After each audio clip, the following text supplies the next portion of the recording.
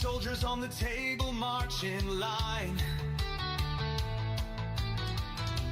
Painted shields and swords, they shine so fine. Dice roll like thunder, sealing fate. In this battle of ours, let's not be late. Wargaming in miniature, no war too small. Battles on the tabletop, we'll conquer all. Heroes made of plastic, armies clash and roar. Wargaming in miniature, let's fight some more. Oh.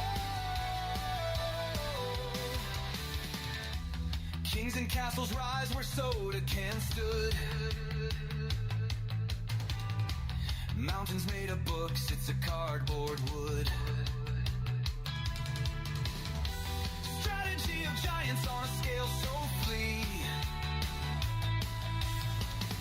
We topple empires with a cup of tea. Wargaming in miniature, no war too small. Battles on the tabletop, we'll conquer all. Heroes made of plastic, armies clash and roar. Wargaming in miniature, let's fight some more. Battlegrounds in living rooms, legends unfold in the chaos of dice. Our stories are told from the rookies of war to generals wise. The fate of tiny worlds lies in our eyes.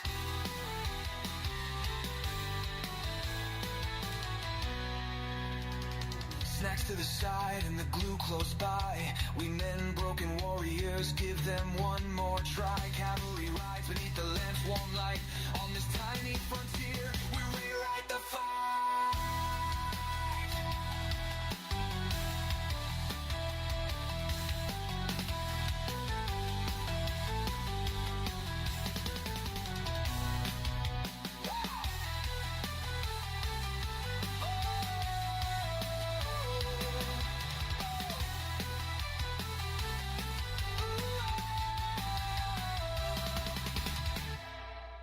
Wargaming in miniature, no war too small. Battles on the tabletop, we'll conquer all. Heroes made of plastic, armies clash and roar. Wargaming in miniature, let's fight some more. Oh, let's fight some more. Let's fight some more.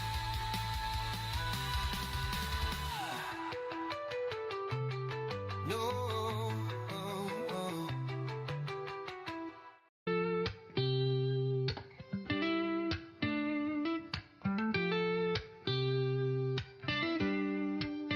Tiny soldiers on a grand paper plane, rolling dice to echo cannons refrain. Kingdoms rise within this tabletop dust. In strategy and chaos we place our trust.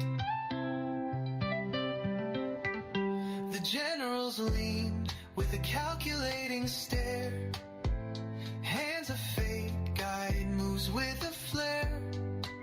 Tiny hills climb where valleys fall steep. Battles fought while the house stays asleep. Wargaming dreams on a six-sided star. In this microcosm we travel so far. Heroes die small, but their legends grow large. In this tiny world we're always in charge.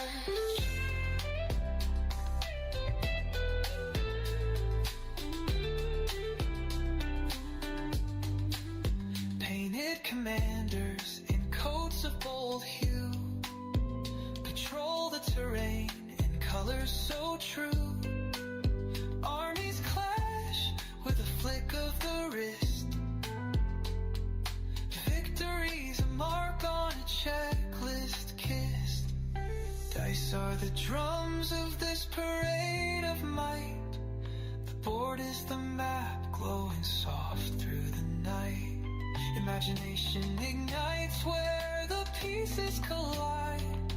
A universe unfolds we cannot hide. 100 battles fought in one single room. Victories blazing, entropy and gloom. Armies may fade, but spirits don't rest. In the heat of this game, we earners of trust.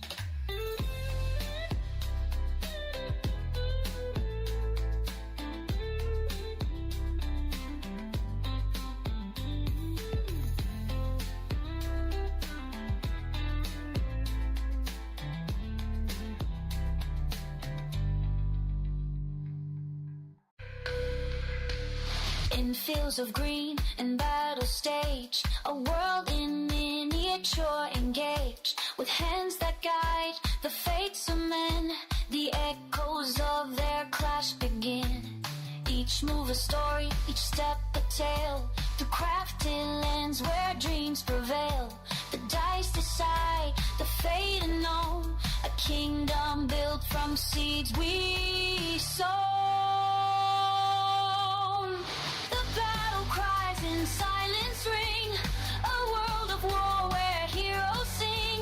Through painted scenes and crafted lore, we fight for glory evermore. The clash of armies, the thrill it brings, in tiny realms where courage spring. Each piece a soldier, each game a war. We march to victory on this floor. In every role a destiny swings, a miniature world where passion clings. Through strategy and dare and lore, we live the battles forevermore.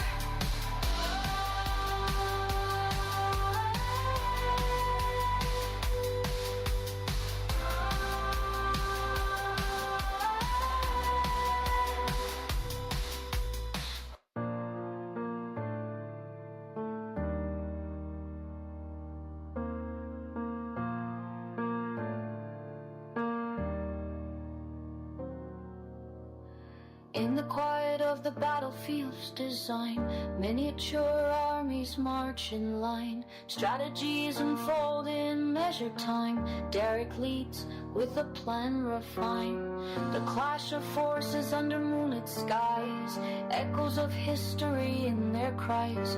A game of minds where tactics rise. Victory awaits where courage lies.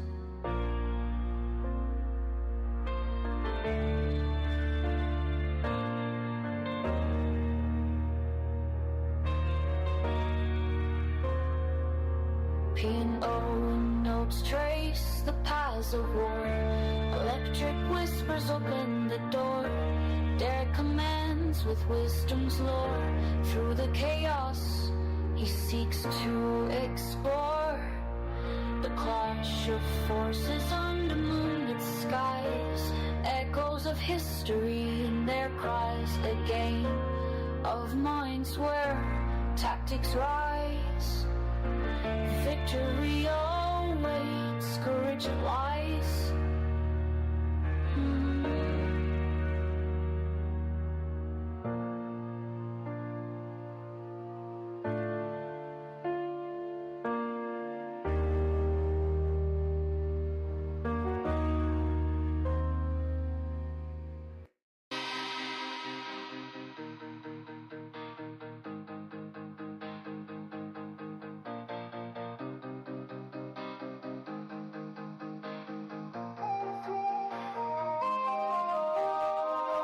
Unfold on the tabletop plane. Strategies drawn in the heat of the game. Figures align in the miniature frame. Victory whispers through the thunderous rain. Each move a dance in a silent ballet. Clash of minds in a tactical fray. Through painted lands where armies convey the thrill of conquest at the break of day. Miniature worlds where stories are told. Warriors clash as the battles unfold. In the heart of the game, courage takes hold. Realm of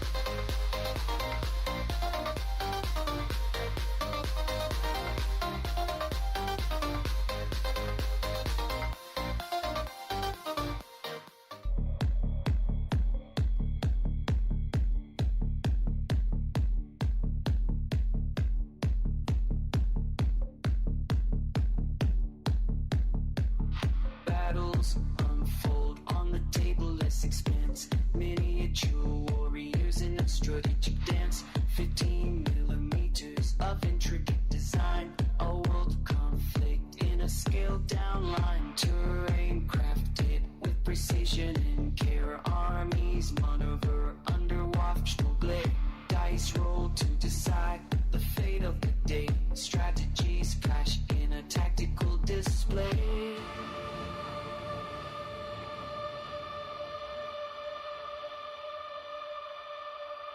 In the realm of miniature war and lore, every move opens a new door. 15 millimeters, telltales and all of battles fought and stories bold.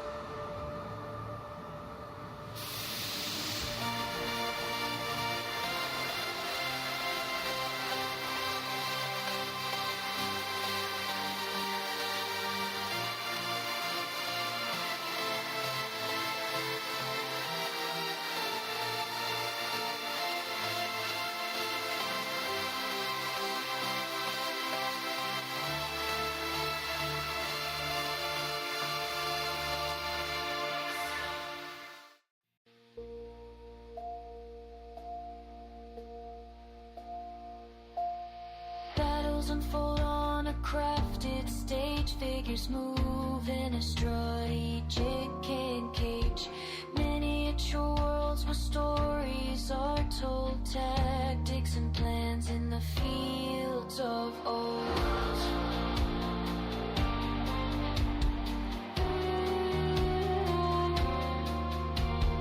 Invaders fight the fight, east and clash of the gears. Still all war meets fixator.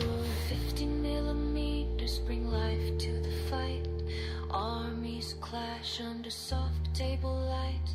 Each roll of the dice decides their fate.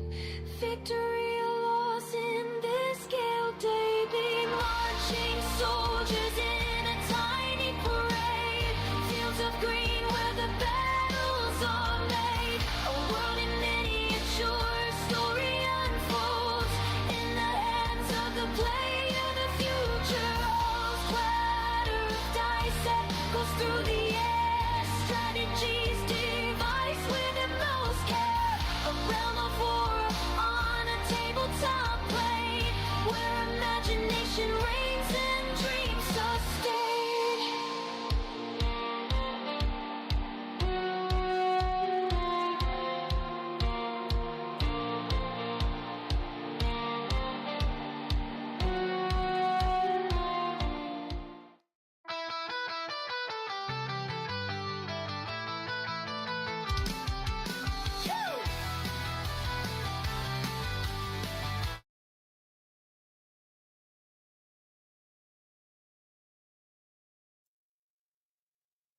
All right, welcome back, everybody.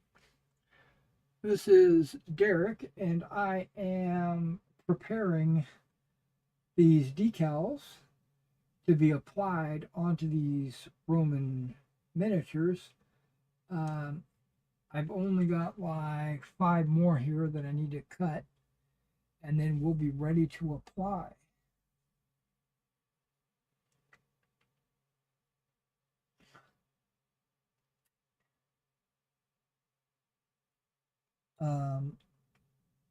I've been wanting to stream today ever since about 10 o'clock.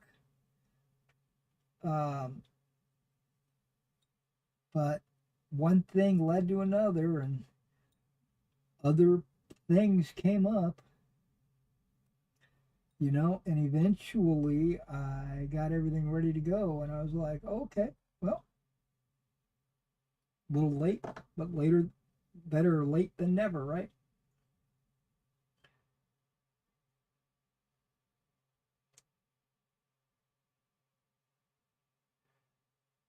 That doesn't work.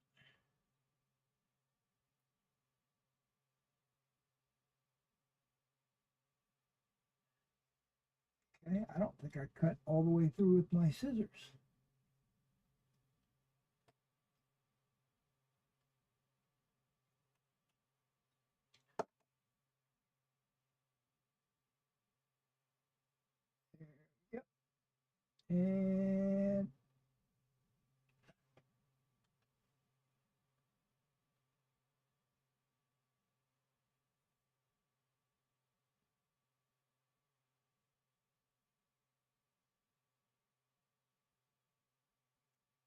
Yeah, I'm not wearing my gloves today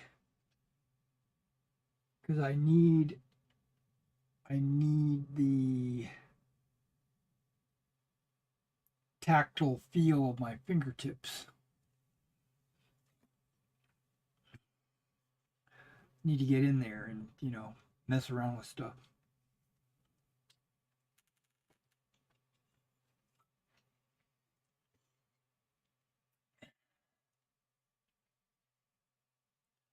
Okay. Got 4 more.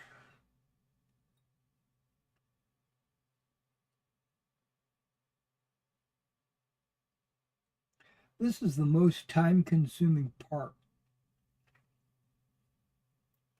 of doing a Legion. And normally, to be honest, I only do 1 or 2 Legions at a time, normally. Because I like the feeling of finishing, right? And so if you only do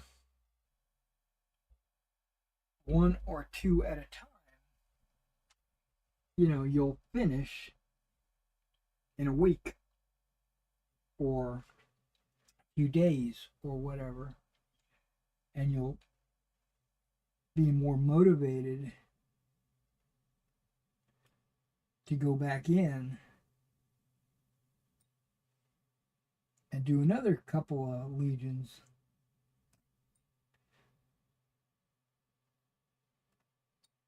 That's why I try not to do, especially like when I'm painting my Napoleonic figures. I have told myself I don't want to paint more than 4 battalions at one time. Because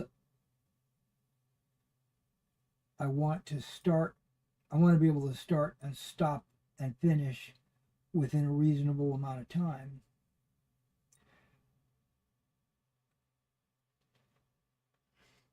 I've told this story before, but I'm going to tell it again, mainly because I'm just feeling dead air. But when I first started getting into 15mm Napoleonics, I played a game called Napoleon's Battles when it first came out, the green box,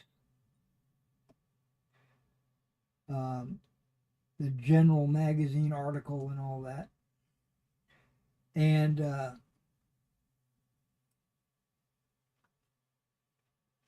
that green box, not only did it have the rules and all the charts and tables and everything else, but it had a book, a modeling book. And that modeling book, well, it was more than a modeling book. It was more of like an army building book. And it listed all the different generals and their abilities and stuff like that. That was, and still is actually, quite a nice reference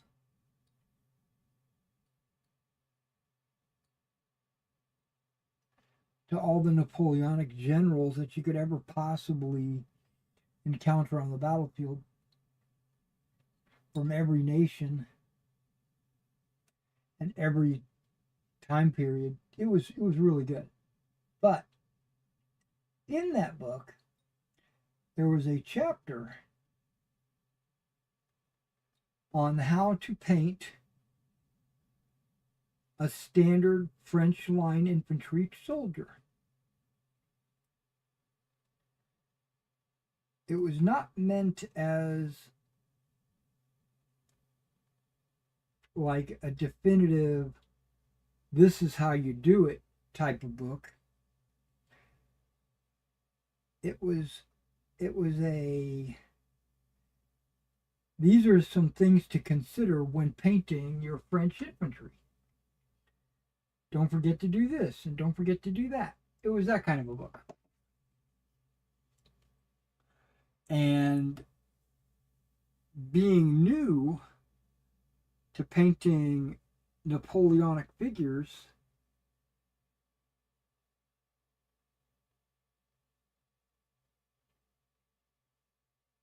my fingers are wrinkled like I had just soaked them in water or something.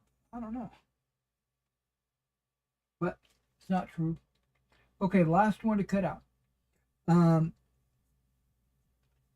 But that's not why I liked that chapter. I did like that chapter because of that, but that isn't what I'm talking about. In that chapter, it gave suggestions. Do this before you do that. It'll help.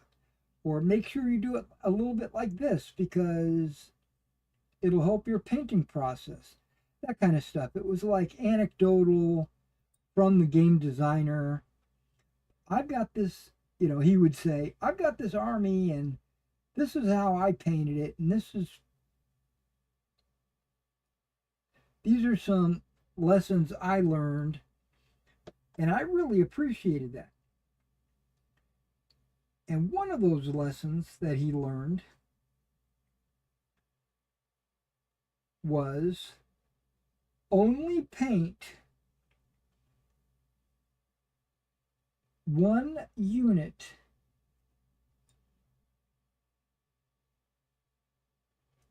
from start to finish if you can get it done in 1 or 2 days.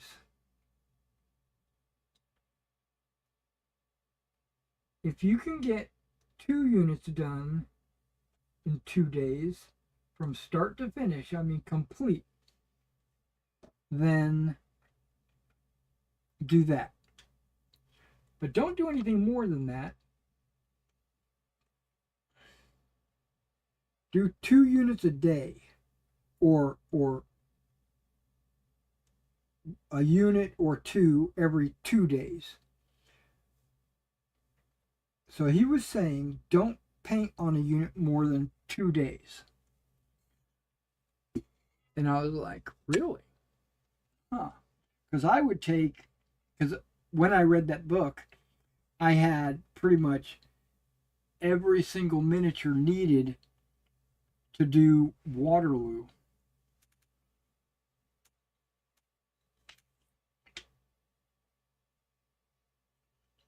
I had all the Prussians, all the British, all the Dutch Belgians, everything.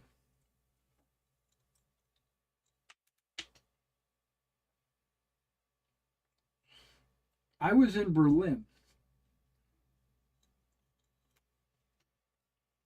And they didn't have any 15 millimeter miniature stores. And there was a store back in Nashville called Games Extraordinaire. And they had 15 millimeter miniatures. And I wrote them a letter. And I said, this was back before the internet, FYI. This was pen and paper letter through the postage service. I wrote them a letter and I asked them, I want this miniature, 5 of these, 1 of these, 2 of these. And basically I put together this massive order because I wasn't going to have access to any miniatures where I was.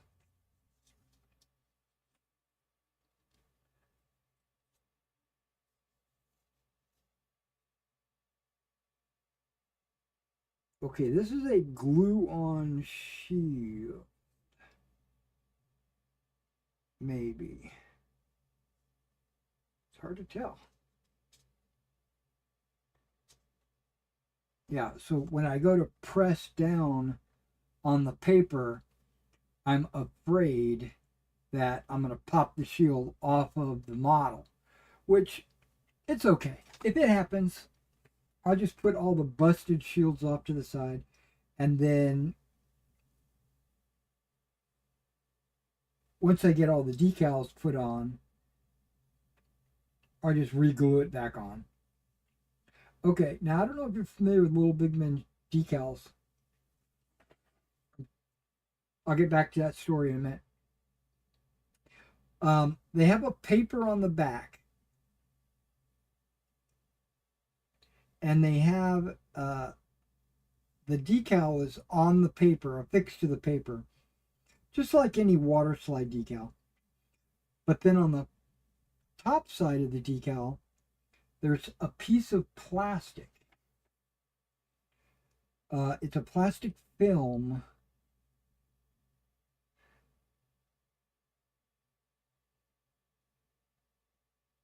that protects your decal sheet and the decal. You've got to peel that off.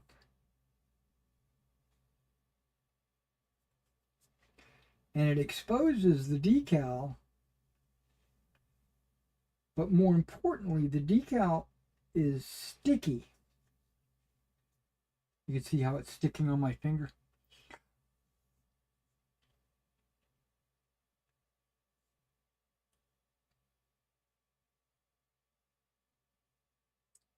Think of it like a sticker, more of a sticker than a decal.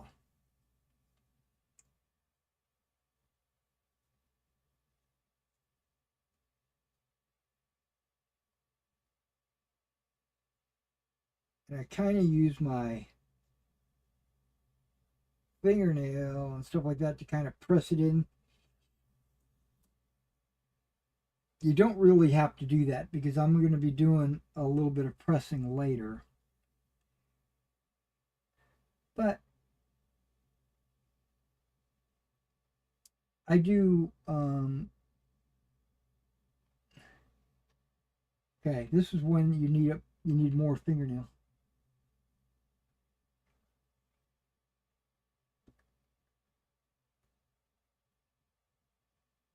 I thought I had it.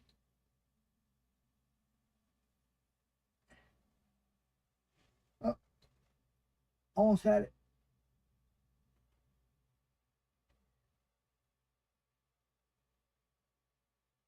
What is going on here?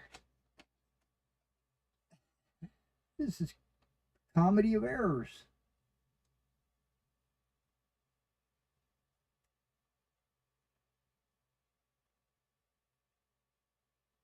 This decal. Okay. I was going to say this decal's giving me grief.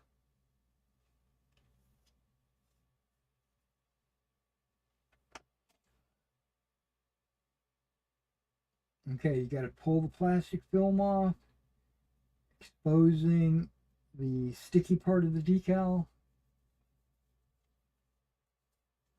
Knowing that, yeah, and that plastic doesn't want, it's got a lot of static electricity. It doesn't want to leave my finger. It's still there.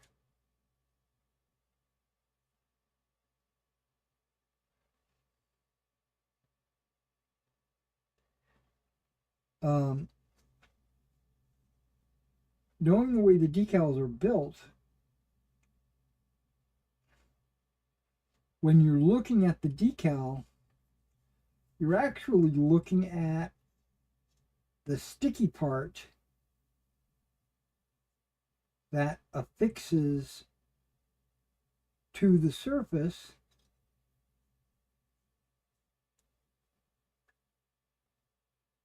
that so what you're seeing is the decal from the back side, the underside, because the paper side is the side that, see, the paper side is the part of the decal that's facing outwards. So you're actually looking at the underside of the decal. So it should be reversed.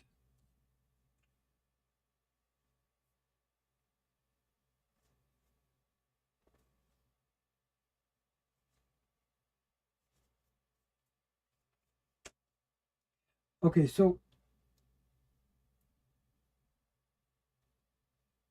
I ordered everything I needed.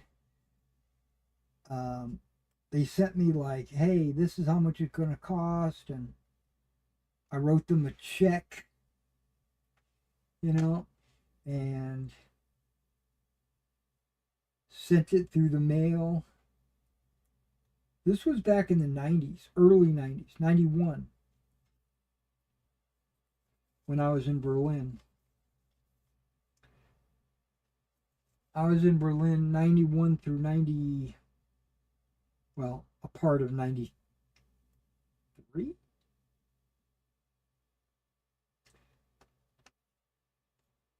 '91, all of, well, half of 91 and all of 92.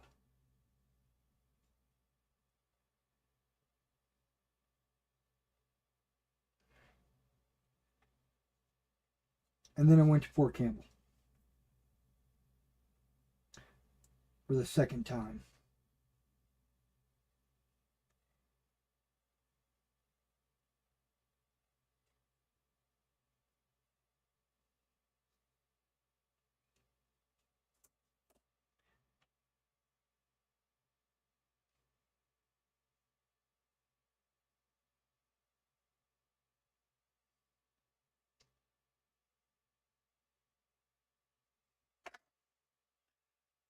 Knowing that I didn't want to send them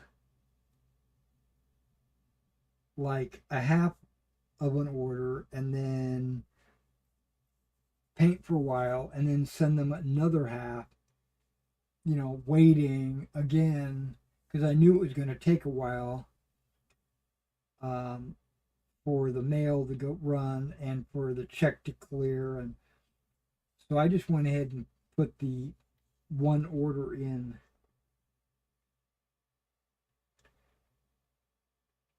And a few months later, I got my shipment and it was massive. Thousands of figures.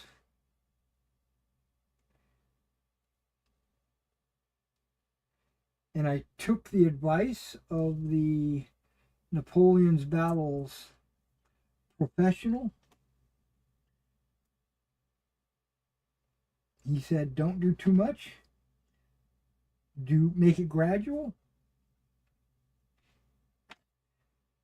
And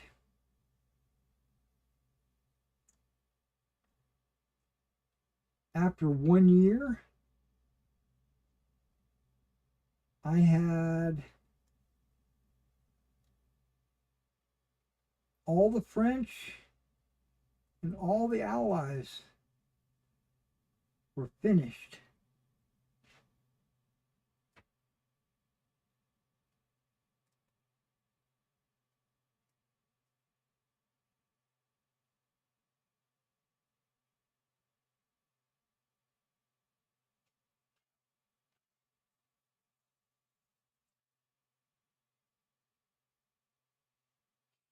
At first I said, man, this is just going to be overwhelming, and it's just a daunting project. But my point is, I remember this, finishing, I finish a unit or two for the French,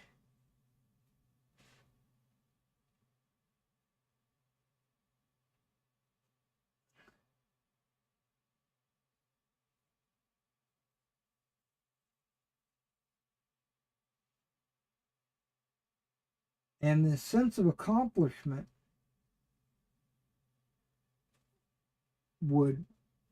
did actually wash over me.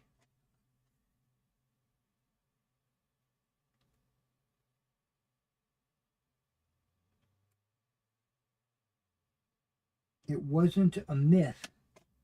You know, it wasn't a lie. I actually felt like I accomplished something. And what it did was it pushed me to start another unit. Like I finished a unit and then I couldn't wait to start another unit.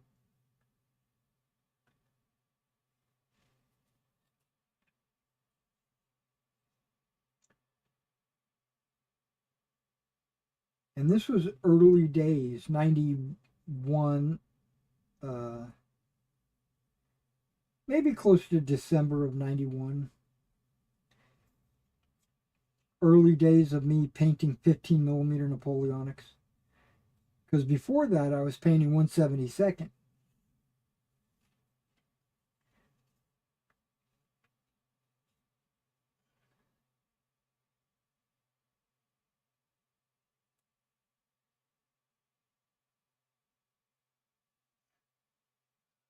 I'm trying to get this decal to line up.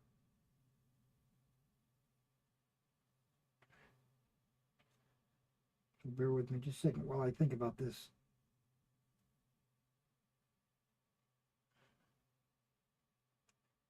Okay, there we go. And I learned a valuable lesson that day, those early days, of don't do too much.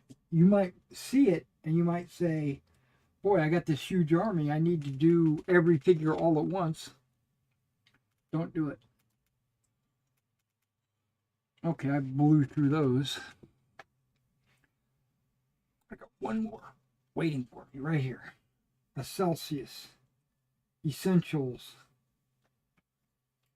It's supposed to be a pre-workout drink.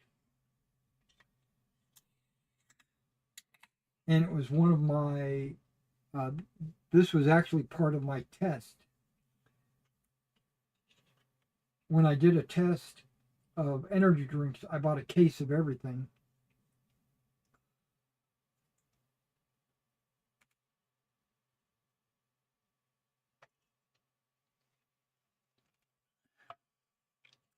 And there's a few of them that I really like.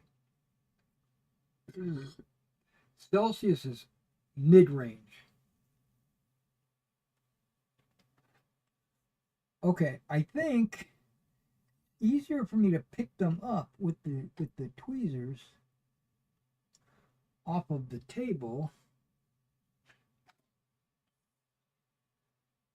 And then I'll work with my fingers to get rid of the plastic film, which is clear and almost invisible.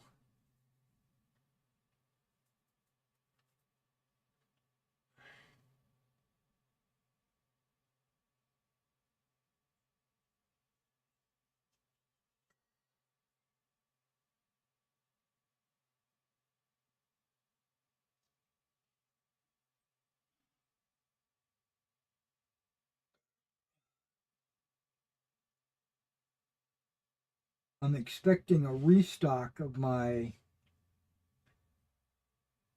Rockstar Hydrations. They might actually be out there right now. I haven't checked.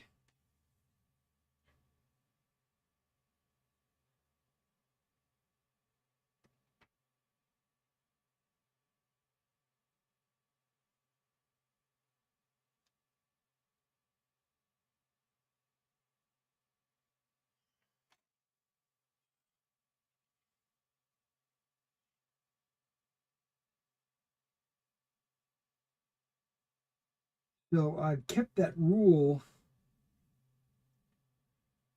throughout my painting 28 millimeters, painting Romans, Carthaginians, Germanics, or whatever.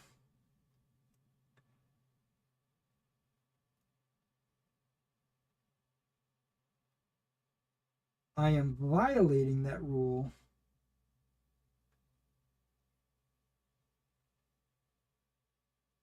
that I've held deer since the 90s on these Romans.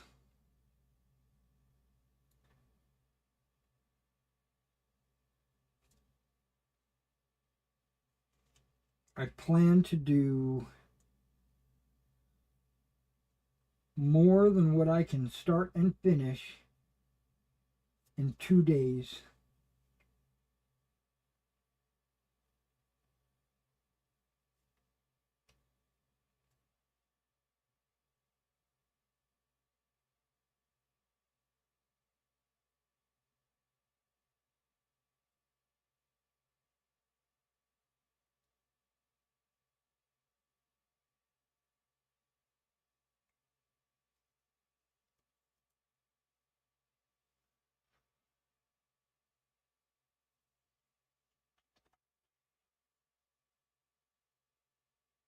Now, like here's one of those clear plastic covers.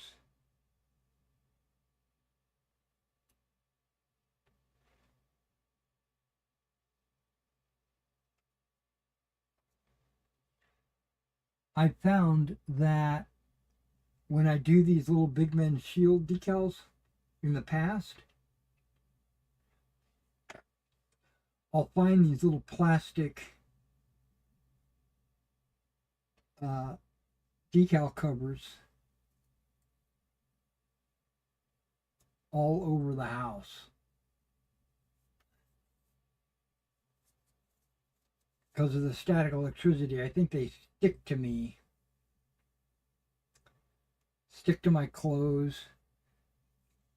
I go to the bathroom, one of them falls off in the bathroom.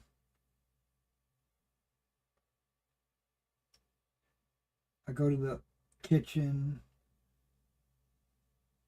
another one falls off.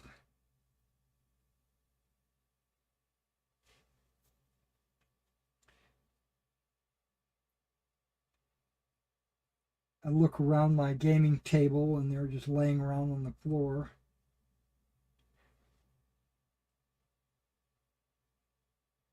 And I try to pick them up every time I see one.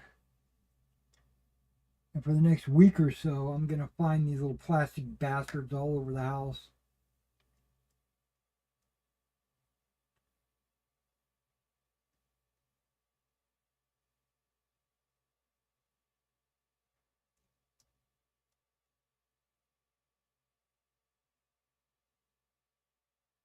That's one reason why I decided to put them in this box. I felt it might be more self-contained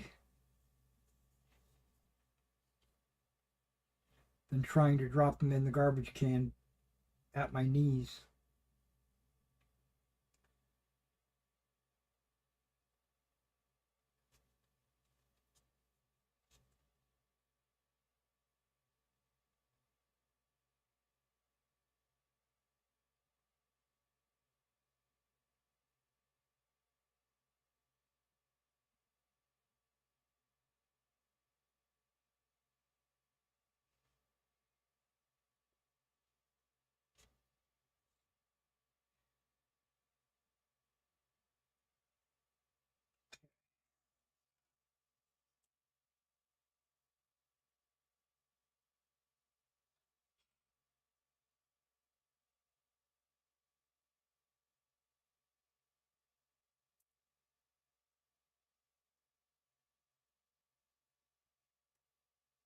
See, there's another one of those little plastic bastards right there.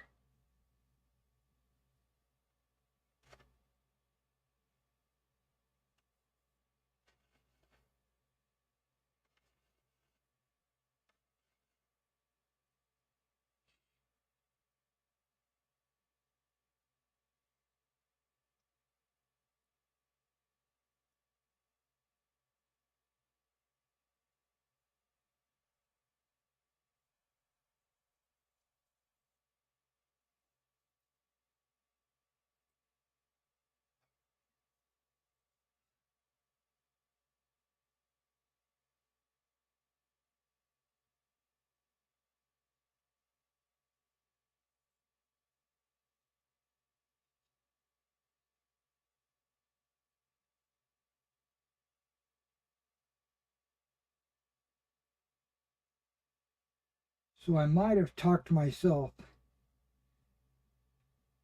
into just doing one legion at a time.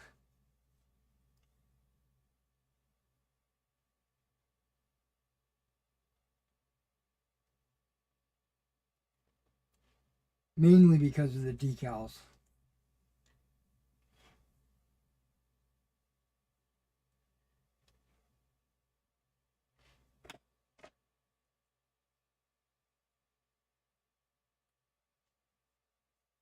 Even though I've got like 8 legions to do, I don't want it to take 2 months.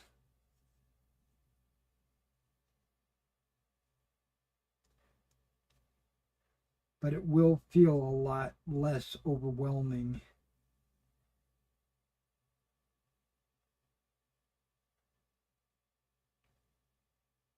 if I only have one legion on the table to paint.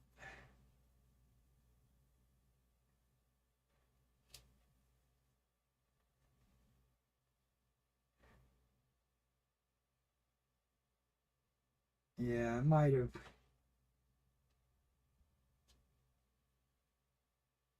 bitten off more than I can chew.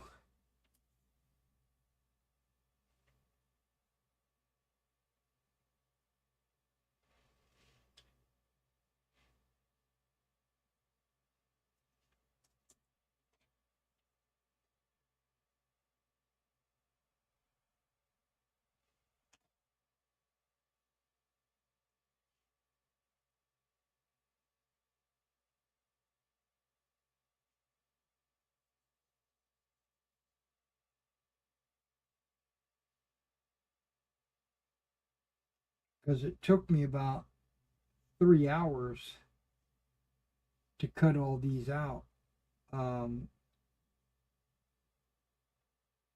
Cut the insides out.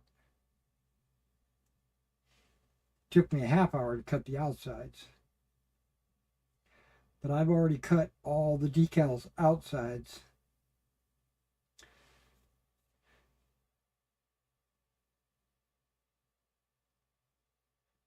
And I've got them all ready to do the insides.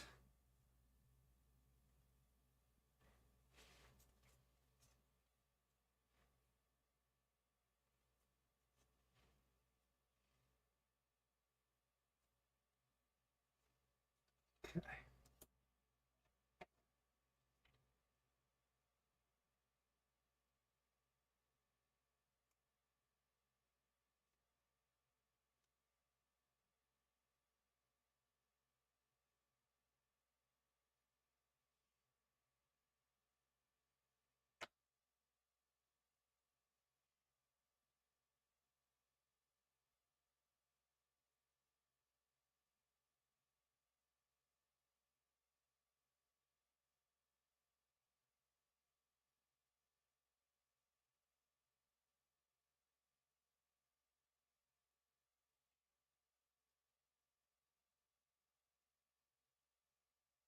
Sometimes that clear plastic piece doesn't want to come off.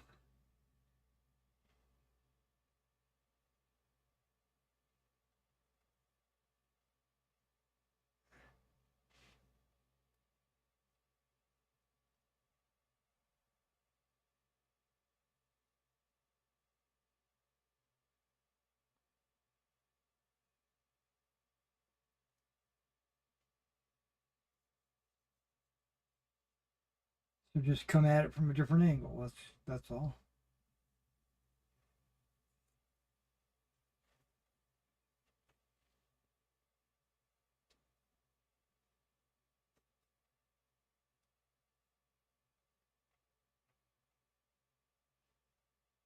Okay, come on.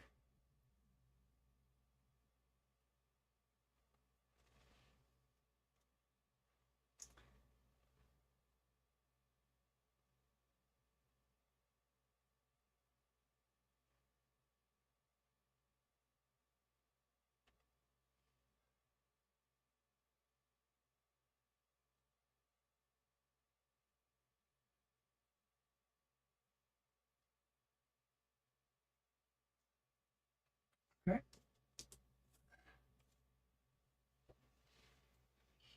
Wow, this is taking forever. All right, guys, because I don't want to be on here for hours on end doing this.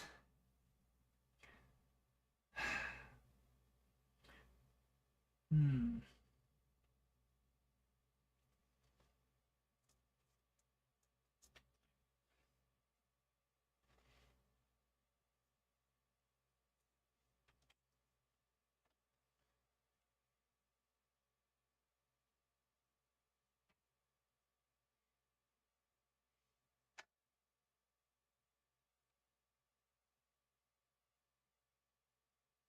But I don't really have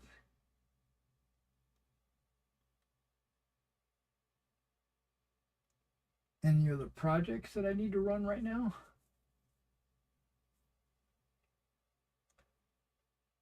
All my eBay sales have already been shipped out. All my commissions are finished.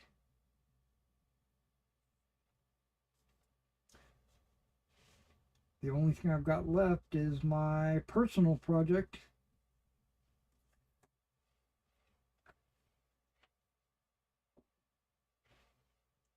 Once I cut out all the decals, something went through my mind.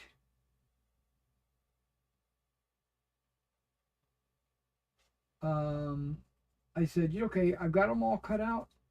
Now let me go ahead and just put these away and pull something out that I'm going to paint, maybe for the store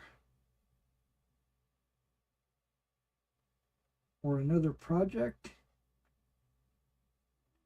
Like my World War II guys or my Napoleonics.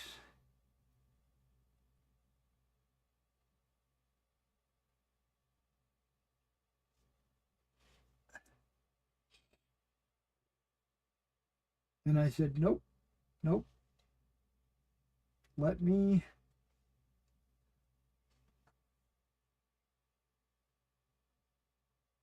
keep working on these.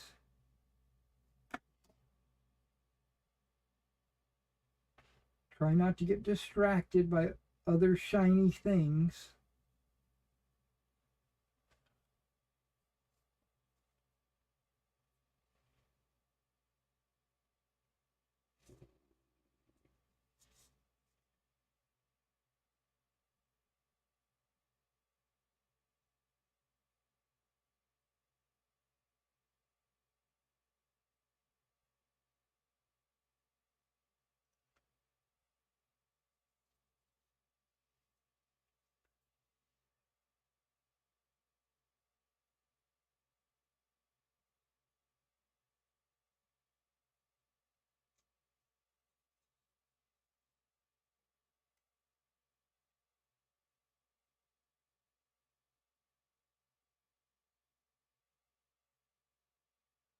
It's kind of like a one good thing about the little big men decals. Before you apply the water to them, which water is an element of the decal, before you apply the water, they can be moved around a little bit on the surface of the ooh.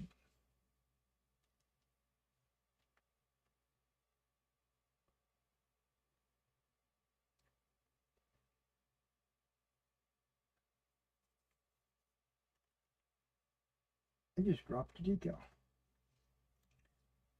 Where'd it go?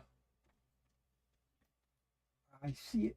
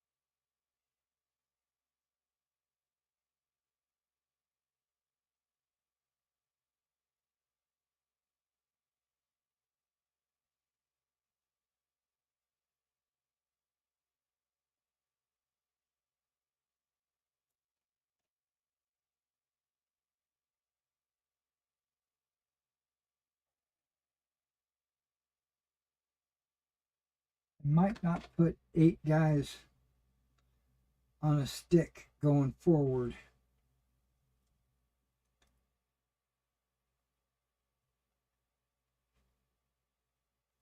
It makes it hard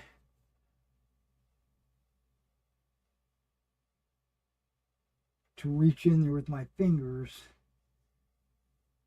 and position the decal.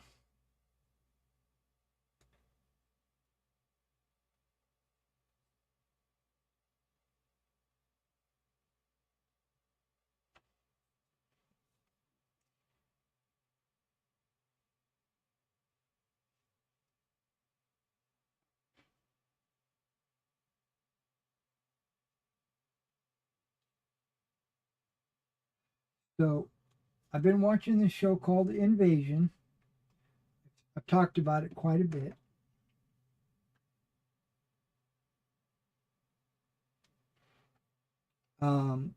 It's on Apple.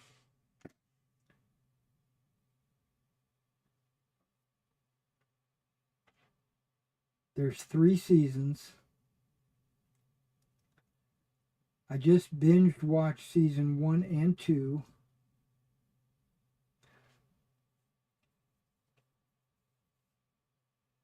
I did not like the way season 2 ended.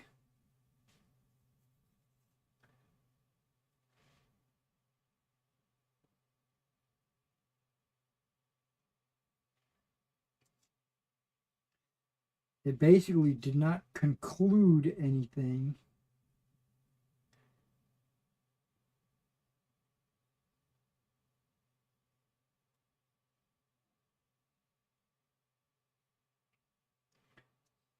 The last episode of season 2 was obviously the first episode of season 3. Because when you watched it, you're like, this didn't end. This is just like the beginning of a season. And I wasn't sure if season 3 was going to be in the books or not. I noticed that it had multiple episodes, but those episodes have been that way for a long time. 6 episodes.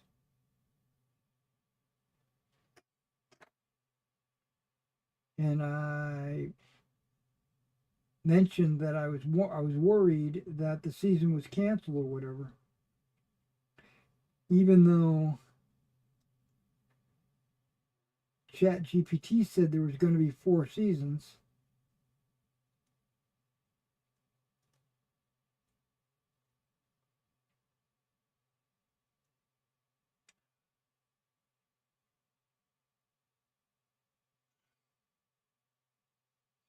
And then yesterday I said, oh look, there's a 7th episode. They just released it. Okay.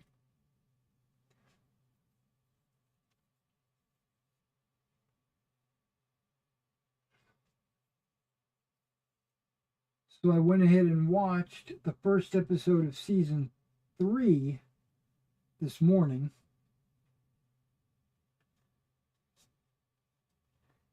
And it resumed right where the last season ended, like I suspected it would.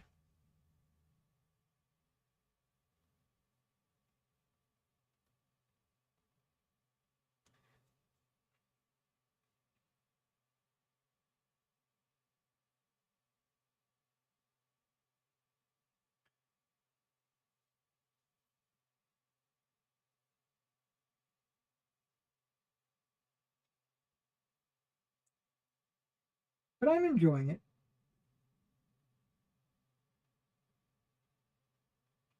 I'm not sure if I'm going to like this season. Then again, I wasn't sure if I was going to like any of those other seasons either.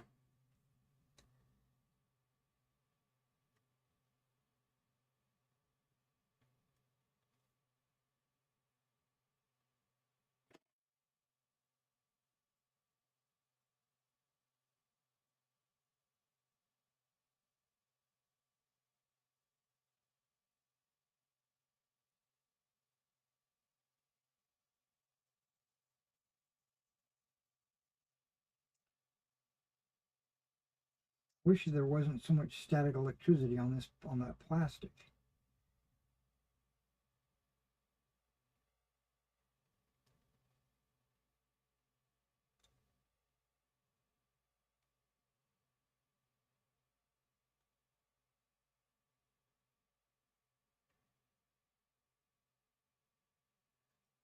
So I'm going to try the Star Citizen mission again tonight.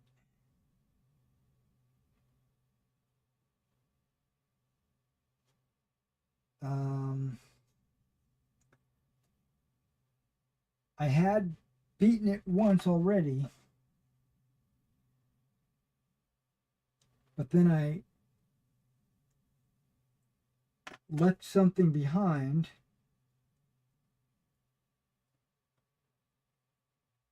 That I was supposed to deliver. I was just so excited to have finished it, and I was running for my life that I forgot about it. And then when I got to the objective where I was supposed to drop that item off,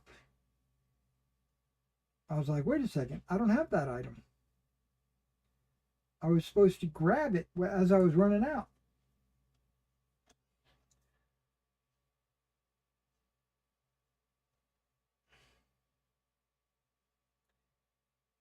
So I was like, crap, that means I got to do it all over again.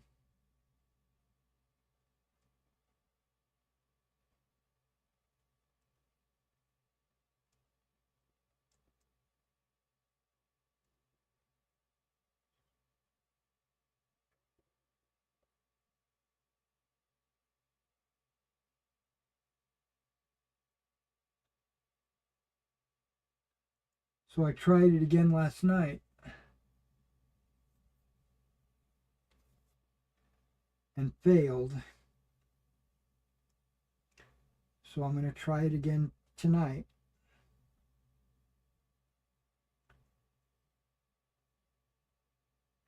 And not fail.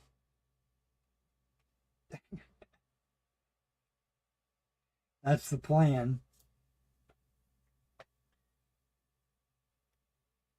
I was also thinking of playing a couple hours of Xenonauts.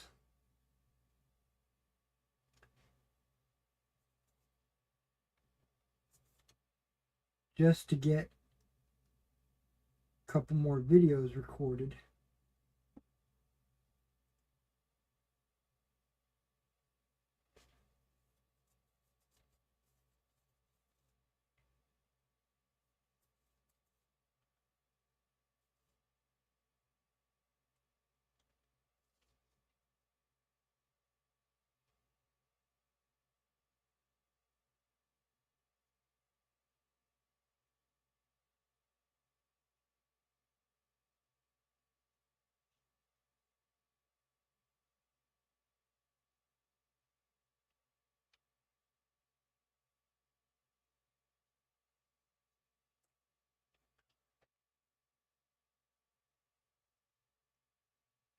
That's what I was getting at, where I was saying I don't want to be on here all day. Look at that, 2 of those little plastic things. How'd they get over here?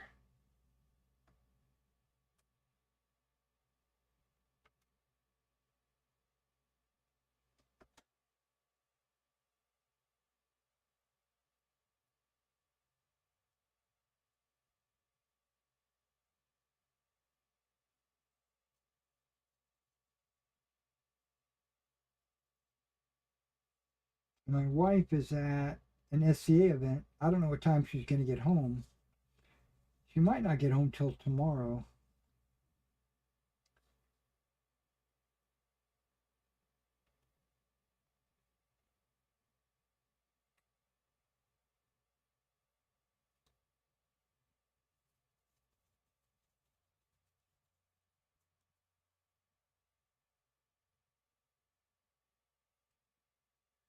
So that gives me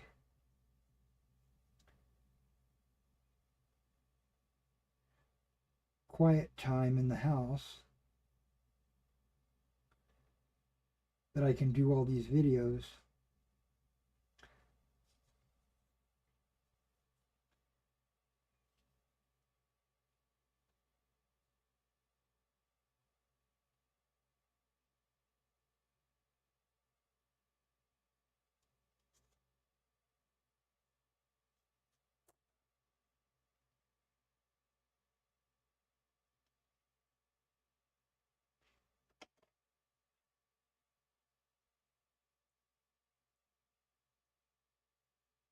And I see that a new patch is going to be coming out very soon.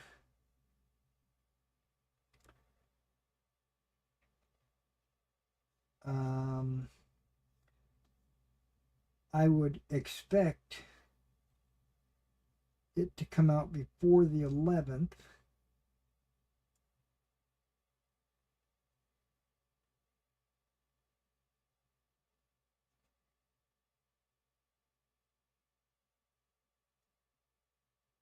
And I say that because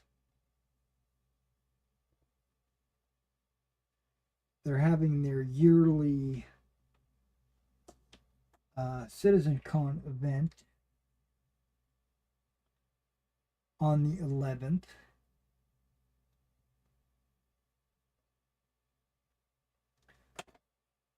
October 10th, I think, is the Star Citizen anniversary.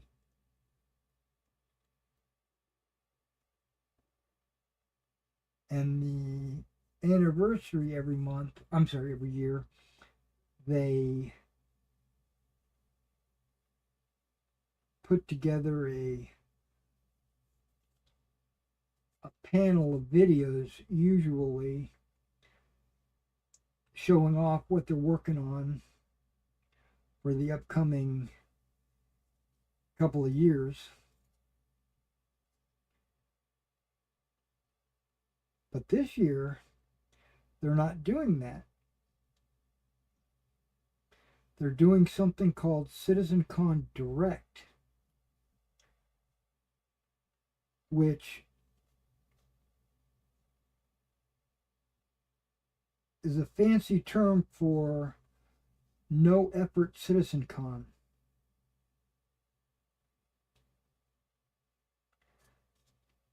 They're putting together a 2-hour video presentation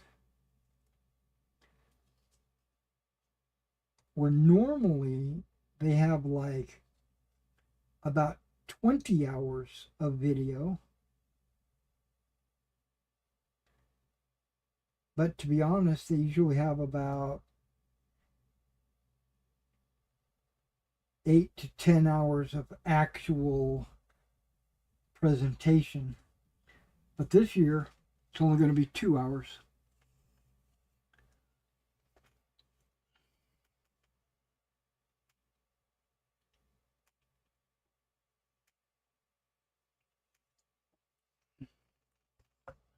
Which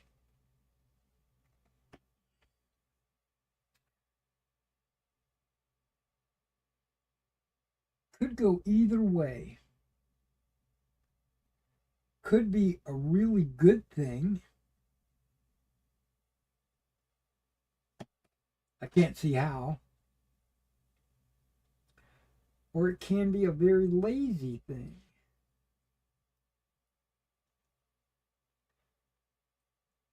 And I think it's the latter.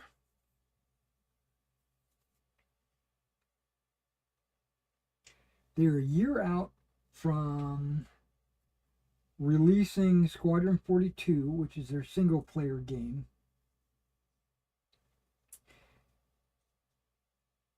And they don't want to reveal anything about that. And that's usually an hour or two of the CitizenCon presentations.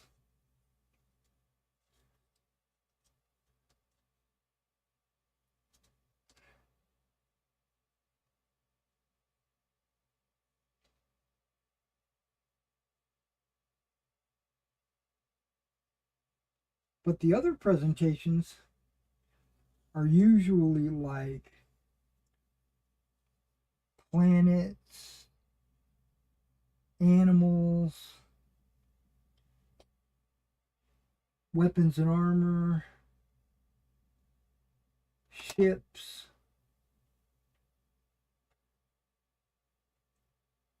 gameplay mechanics like mining and crafting and salvaging.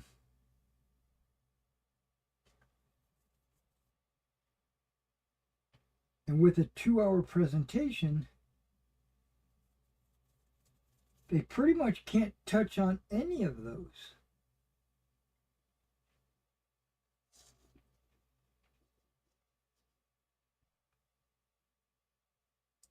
They can, but it would be very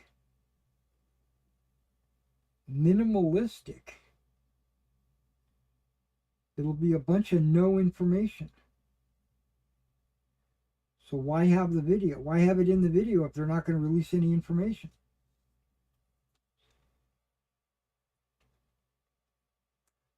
So that basically tells me, this is me thinking hypothetical, because I don't know. But that kind of tells me that they're not going to be able to put out all this fancy, like, we're going to do this and we're going to do that, and this creature's coming in the game, and this profession, and these weapons, and this armor, and this ship, because that would just take way too much time. Now, they might spend a little bit of time just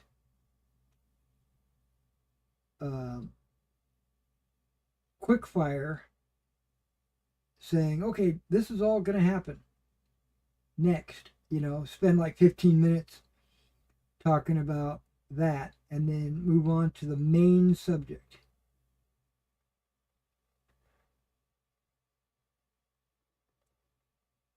And I think the main subject is going to be a new solar system.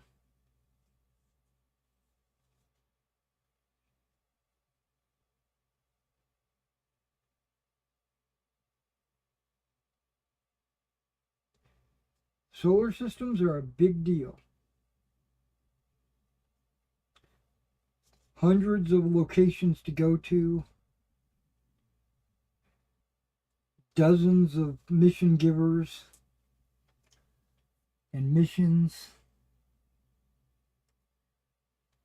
All kinds of stuff happens in different solar systems. And their promise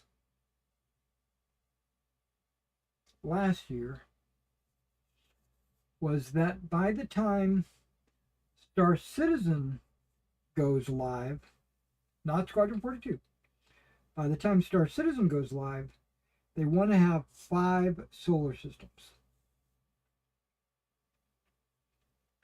And then they'll add a solar system, rapid fire after that.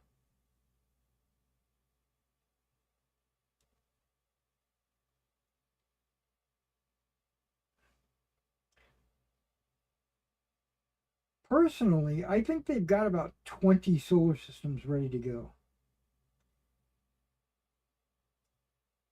I really do. I think they've got somewhere near 20 super close to release. Like, they've got the systems, the planets, the moons, all of that is ready. They just have to populate it with NPCs and stuff like that. And they have to dedicate servers to it, and that's the problem.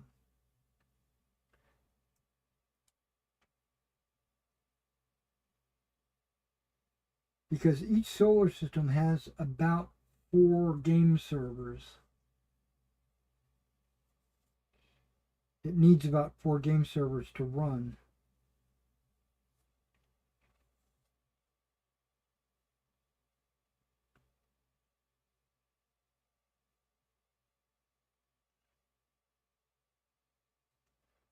So they're holding back until they get these game servers.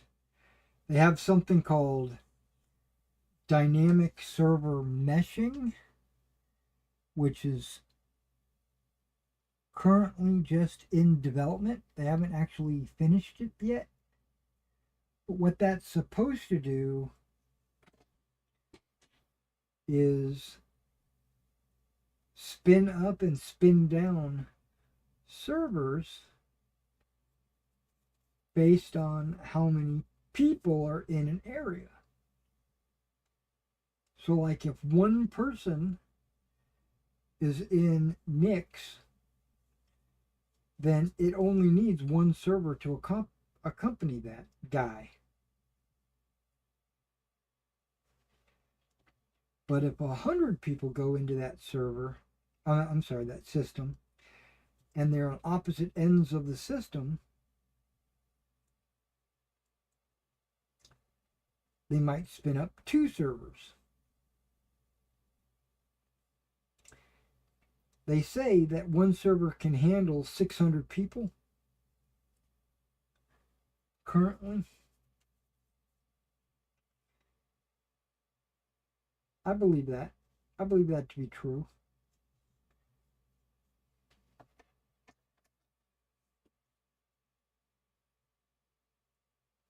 But right now, because they don't have dynamic server meshing, they have to actually permanently assign servers to certain areas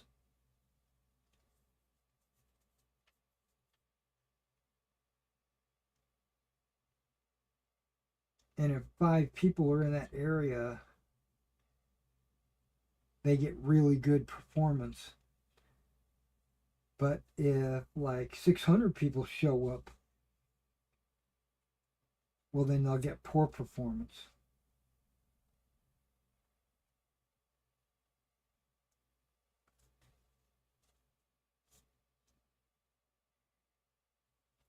So they could announce dynamic server meshing. That could be the big announcement. But I think it's going to be Nix, which is a new system.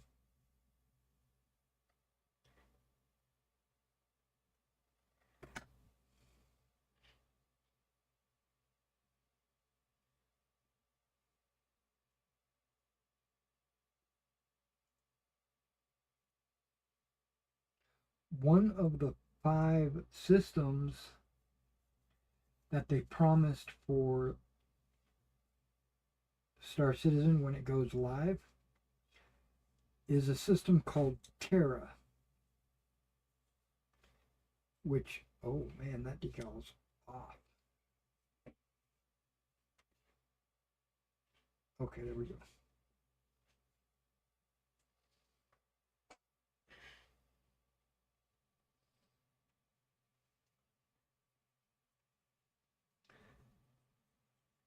And Terra is kind of like Earth. It's Earth-like. But what's funny about it,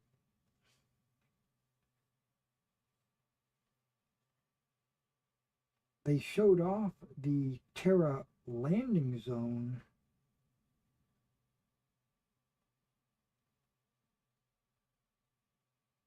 like 10 years ago.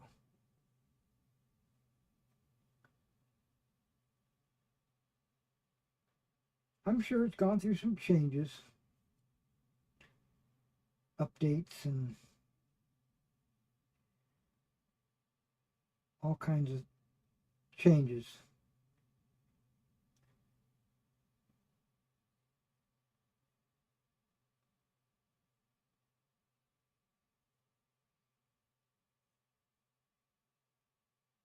Hell, the main landing zone for Nix was already in the game.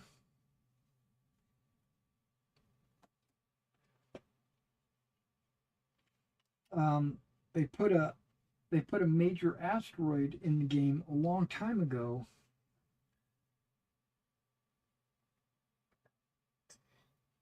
and put Levski, which is the name of the landing zone, on that asteroid out in the middle of nowhere.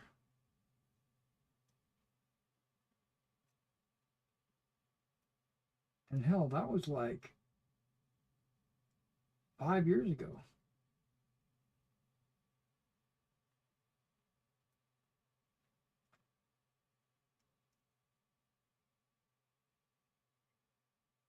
And they made some changes to it.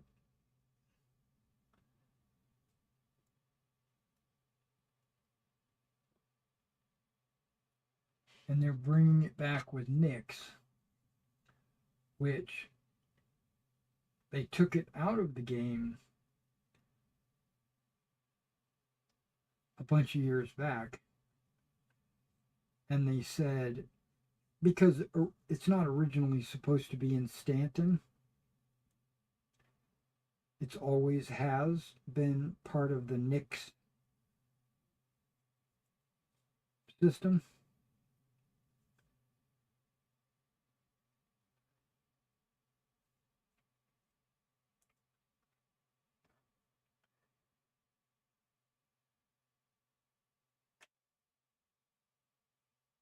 I'm seeing that I'm almost done with these. I am super excited. We're going to move on to the next step once I get all these guys stuck on.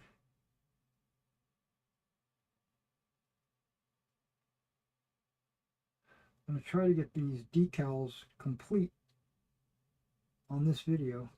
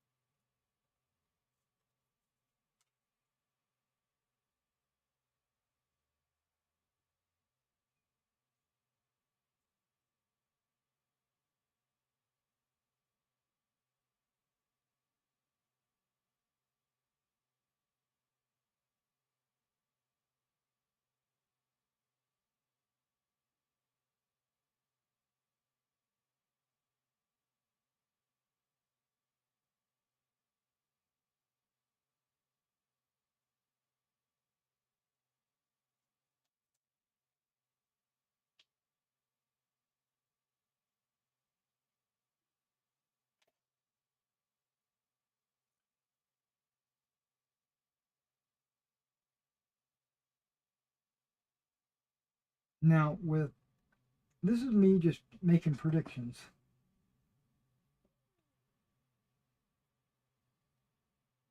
And I'll talk about this again probably tonight during my Star Citizen stream for my Star Citizen audience.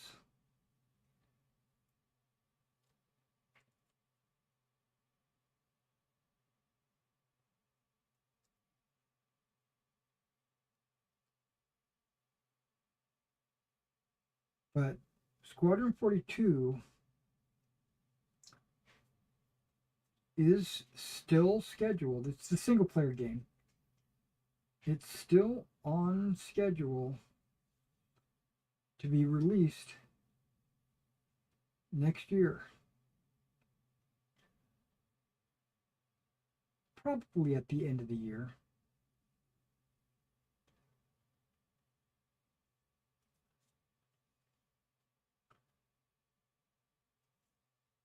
My marketing, game design, business brain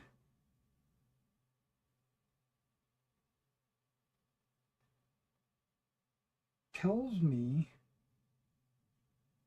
that they don't want to drop the ball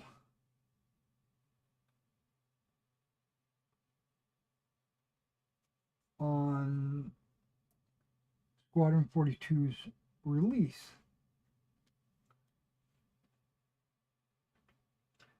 And what I mean by that is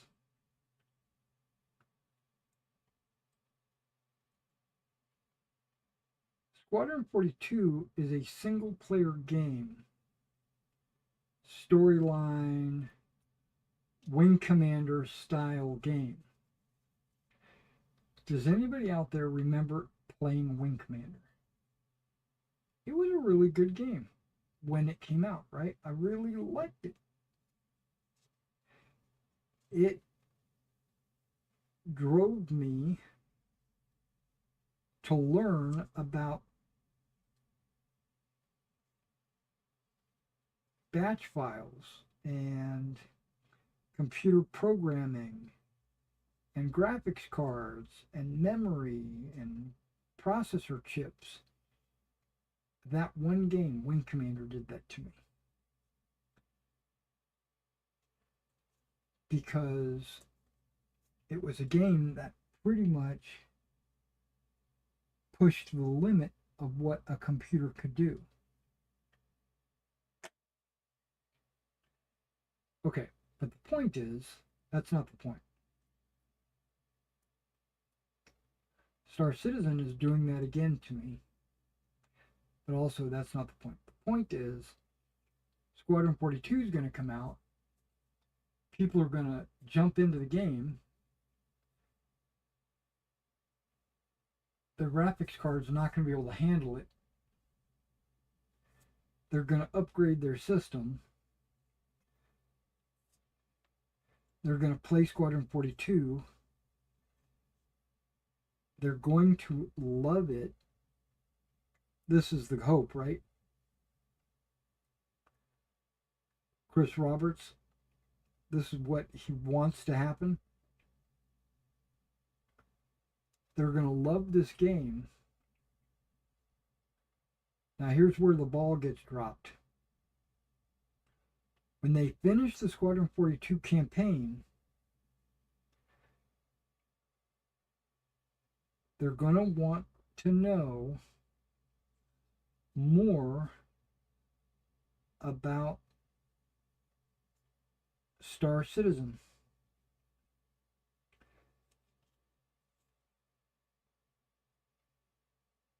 Mainly, there needs to be advertisements all over Squadron 42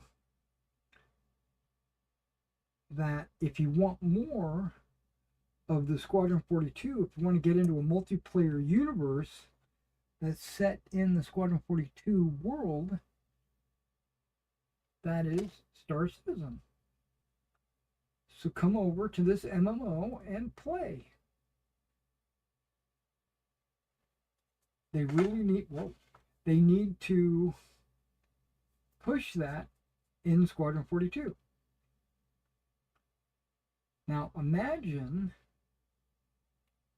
you're playing Squadron 42, you love the game, you finish it, and you go, oh, I want to play Star Citizen. And you come over to Star Citizen, and it's bug after mistake after there's nothing to do, there's no missions, there's no worlds. It's all basically just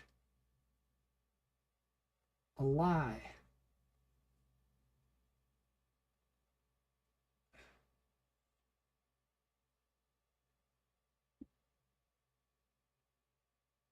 And you're like, damn, this isn't anything like Squadron 42. This basically sucks. Chris does not want that to happen. Right? So, that's why this year, the big push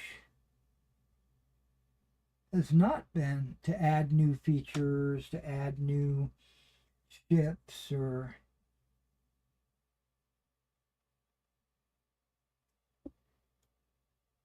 new game mechanics, or to change the way elevators work, or nothing like that has been pushed this year. What has been pushed is get the elevators to work, stop the crashes, you know, start adding creatures, add more mission types,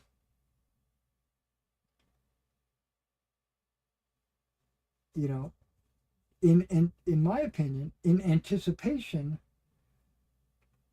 of Squadron 42 coming out. Basically, they're trying to break. They're trying to fix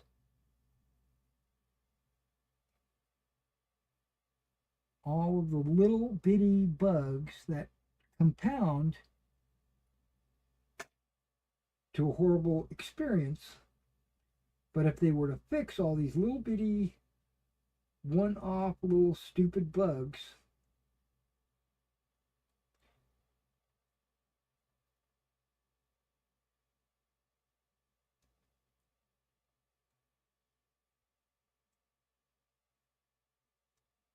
they would have a product that someone from Squadron 42 coming over to Star Citizen would enjoy. And part of that is getting Star Citizen to a point where they can call it live.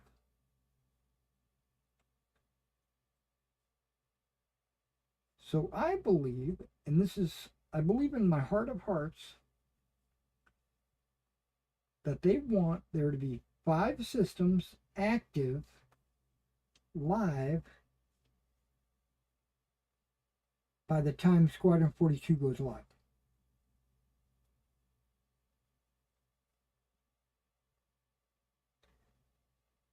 So they have 1 year and a few months, but basically 1 year to add 3 systems. I think all 3 systems are already finished. I do. I think there's like 20 systems that are finished. There's Lear, there's Odin, there's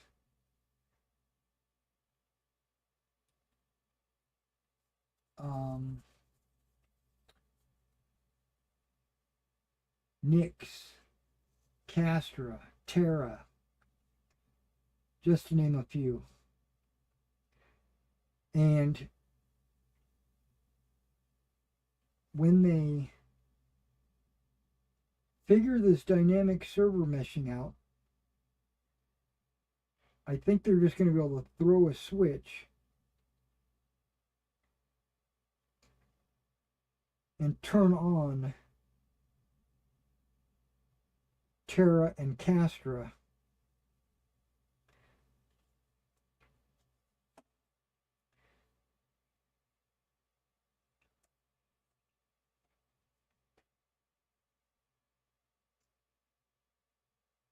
Now, I've been flying around in Stanton for years now, and I still haven't done every single mission. I haven't been to every single landing zone.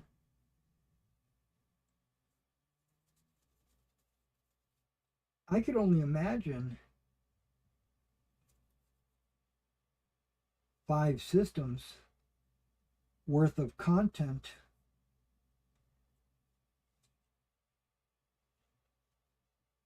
I'm going to be in hog heaven.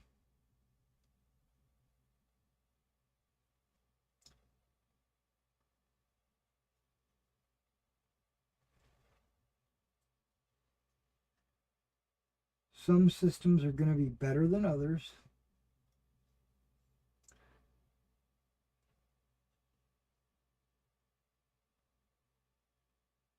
Some systems are going to have missions that I like. And then there's going to be some systems that have missions I don't like. And I just won't ever go to those systems or do those missions. Namely, Pyro. I have no love for Pyro.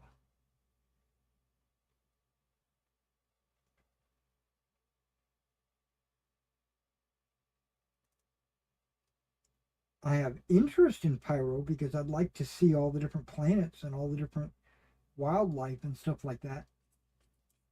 But not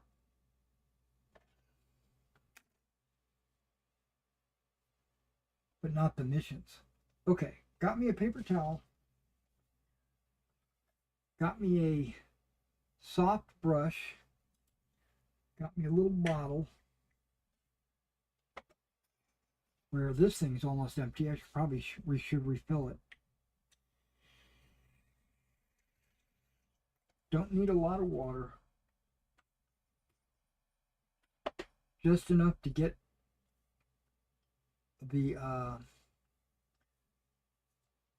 paper wet. We're going to do this one first. And all I do is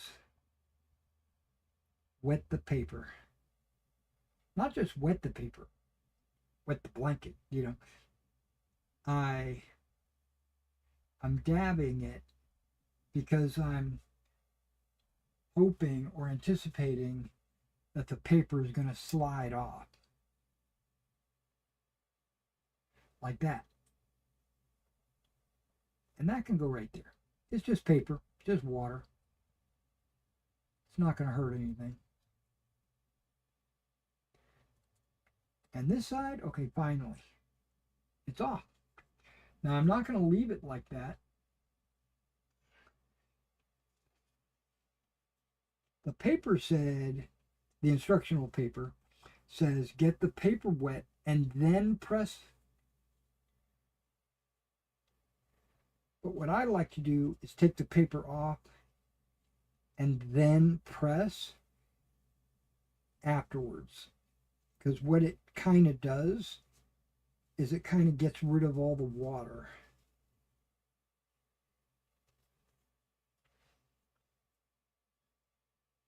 And you have a painted on look. But you see, it doesn't really look that good, to be honest. Because you can see white around the edges of the shield and the spine and the boss. But that's all going to get painted. When it gets painted, that'll all disappear. It'll vanish into the ether.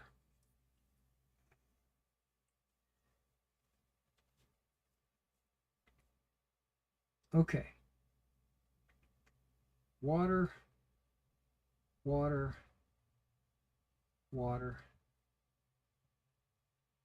So I'm getting the paper wet, and I'm going to do what the instructions say.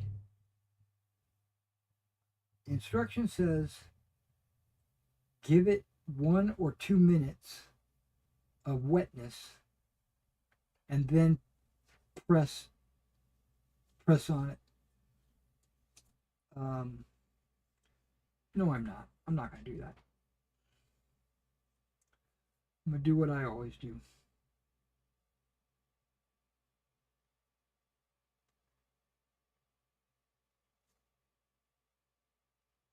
Whoa.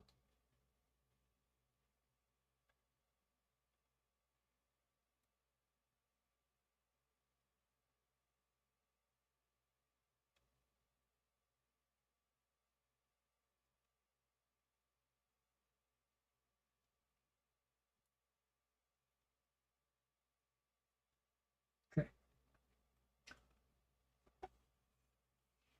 And then, and then I press, and it's kind of a curved shield, so I kind of press around the edges. And I use a couple of, I fold the paper towel so that it, as I'm pressing, it'll also help conform around the spine and the boss. And it gets rid of any water buildup that might be there. Well, there went a figure.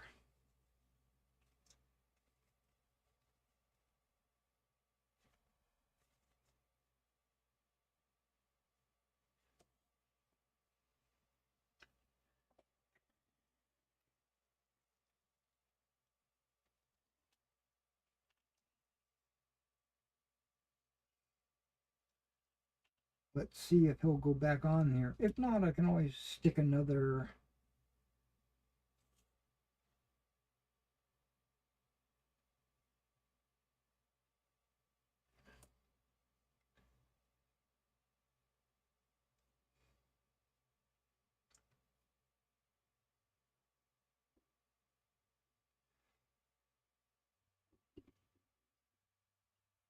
Okay, so I know it didn't focus. These are not complete, obviously. This is just the water being taken off of the paper. Watering the paper, I should say.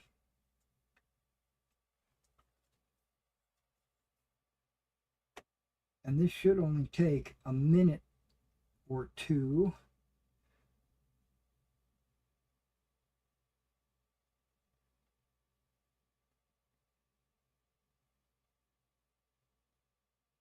And when I do this, it basically also allows the water to dry on those. Because I don't necessarily want to apply the decal setting solution onto a physically wet decal.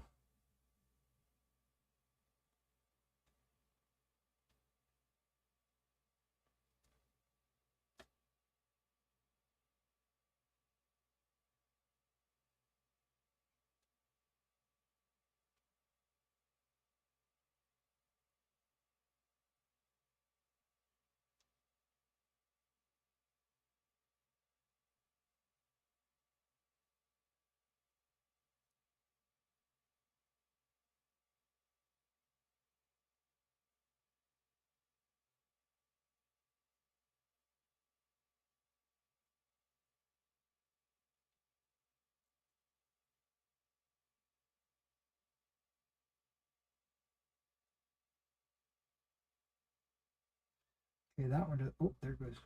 I was going to say he didn't want to come off. Go ahead and fold this a little bit again. Okay.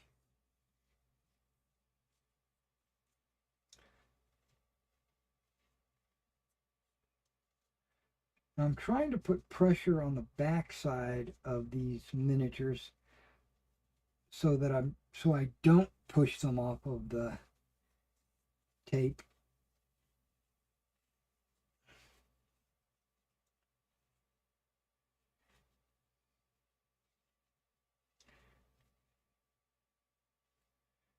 Now remember when I said you don't have to cut the decal all the way next to the red. You can leave a little bit of white showing because it's clear.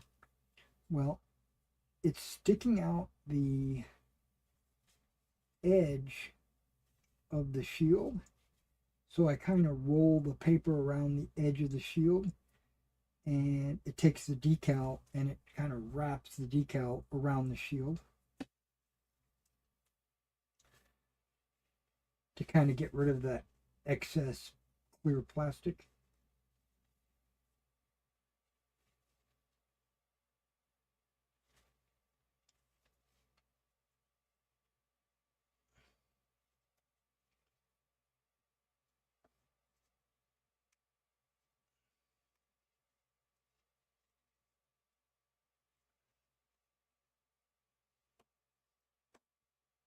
Okay, last one before the decal is set.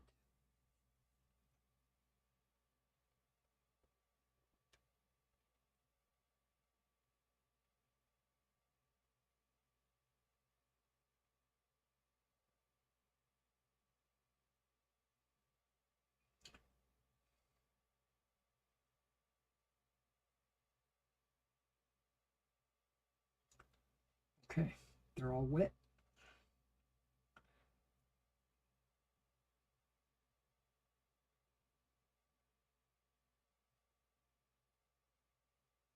Just let it soak into the paper. Whoop, there we go. Oh, went in there. Perfectly fine. Like I said, it's just paper and water.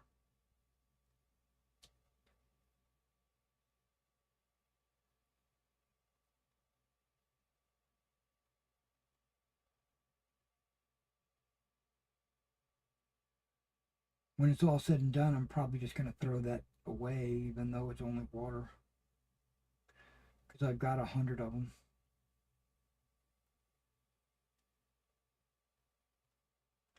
Okay, maybe not 100, but still. I've got a lot of them.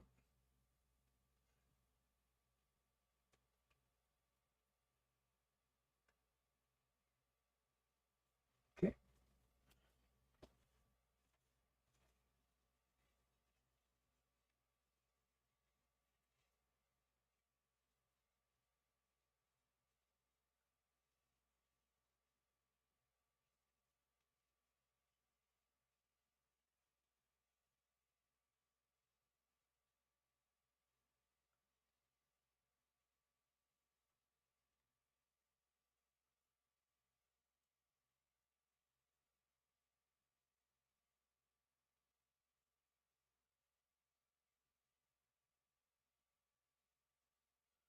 I'll probably continue working on these on Monday.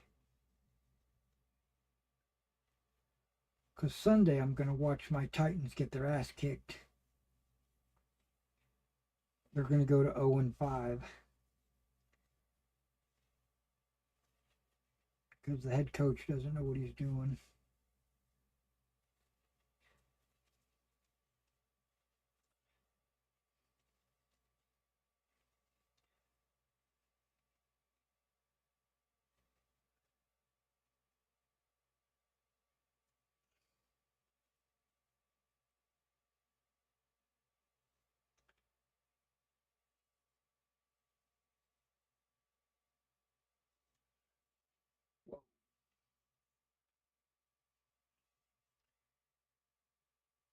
I'm looking at the edge of the shield to see if there's any of that clear plastic sticking out. If so, just tuck it around the edge of the shield. Okay, that looks good. And that's dry. Well, drying. So we're going to take this wet brush, get most of the water off of it. I could use another brush, but since I got this one out, I just figured I'd continue to use it.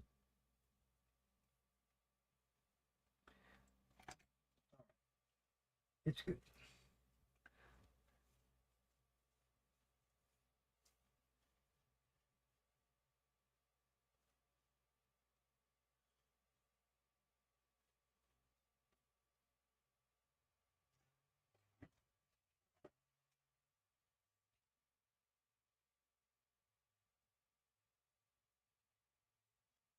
Okay. Push that away so I don't spill it.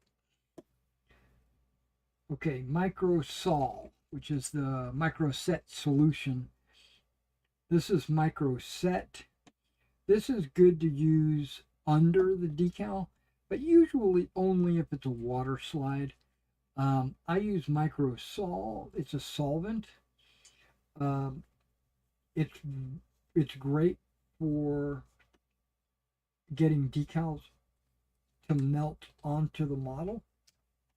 It's really good if you're putting a decal over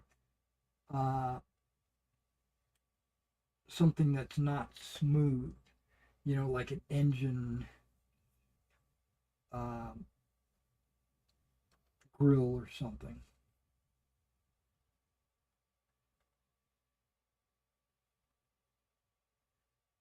And I just put a ton of this microsol on there.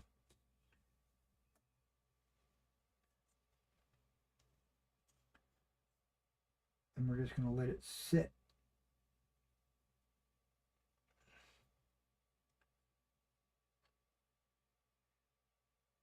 It says, be careful with a wet decal from the microsol because it softens the decal, and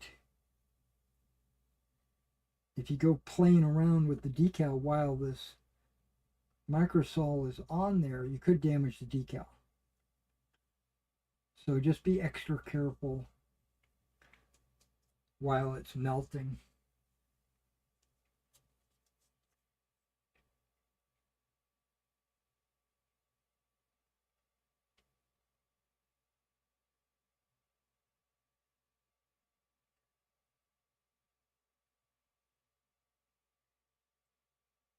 So I might paint the shield boss and edges this weekend.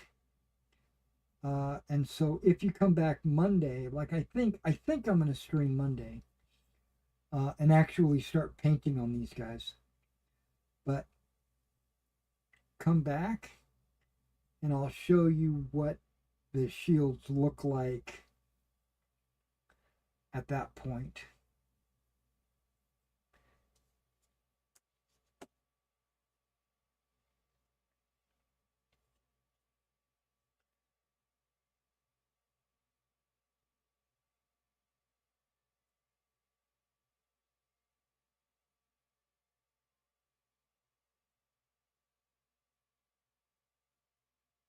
Hey, I hear the ice cream man outside. He's got his ice cream truck going by with music playing. I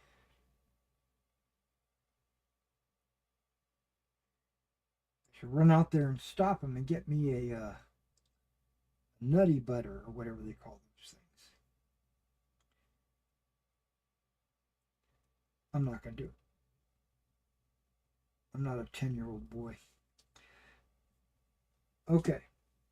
They also say that if it's a very difficult area, there's nothing wrong with putting a second coat. So I'm going to clean the brush so I get all that solution off of it.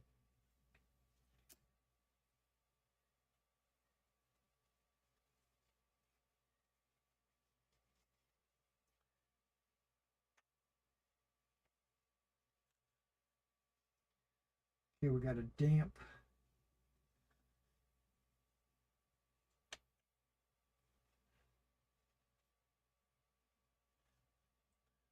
There we go. A damp towel.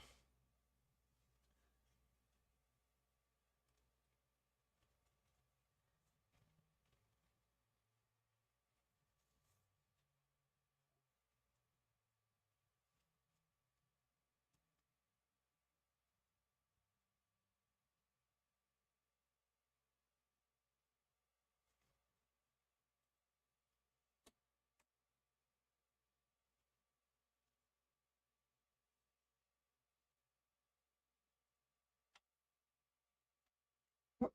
Is that the guy that popped off? Yeah, it probably is. Oh, there's another one that popped off. I might have to stick these guys on a new stick.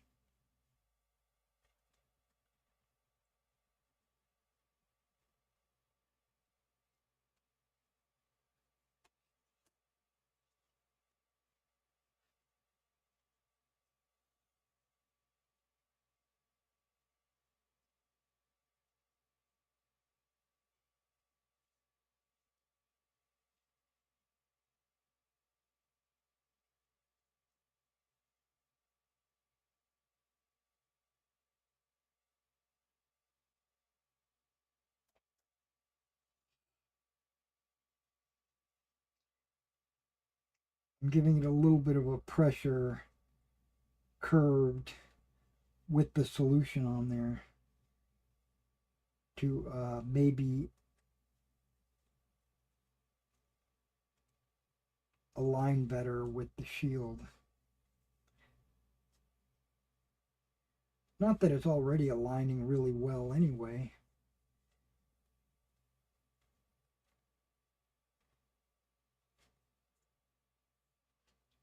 Okay, I think that was all of them, right?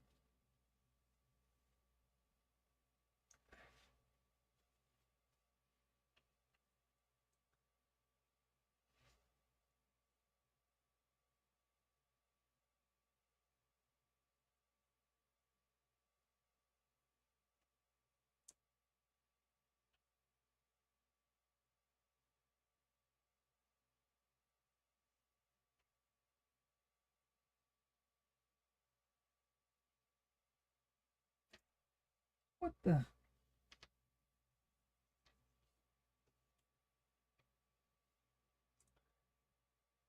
More strength than I realized.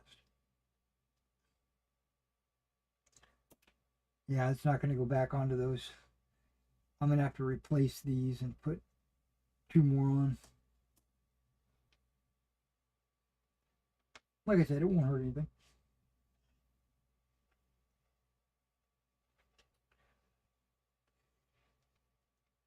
Okay, let's adjust the focus and get some close-ups just so you can see the results.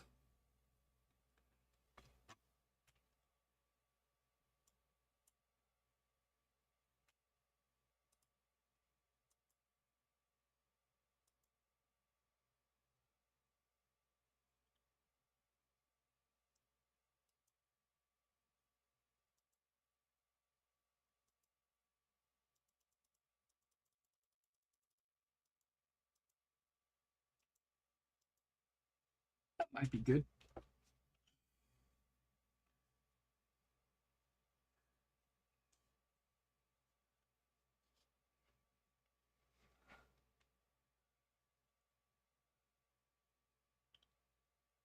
Is that focused? Oh, that's focused. Okay. You can see how tight. You can see it hasn't dried yet. But also, as soon as it does dry, and I paint it and I put a dull coat on it, it's going to get rid of that sheen.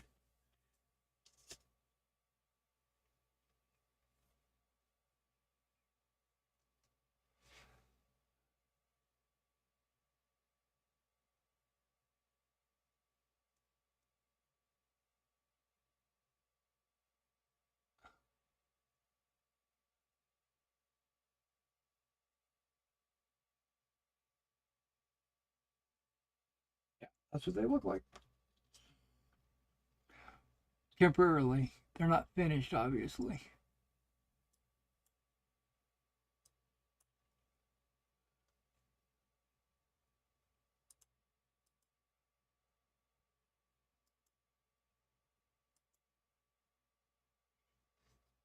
All right, so I'm going to let these dry, and then I'm going to probably touch up on them red around the edges and up the spines, and then brass or bronze on the